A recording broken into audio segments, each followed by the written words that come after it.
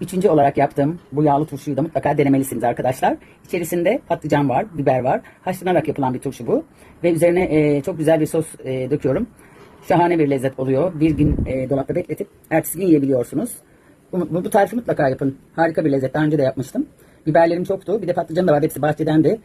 Çok güzel. Hepsini değerlendirmiş oldum. Ama mutfak bulaşık doldu. Yani çok canım çıktı birazcık.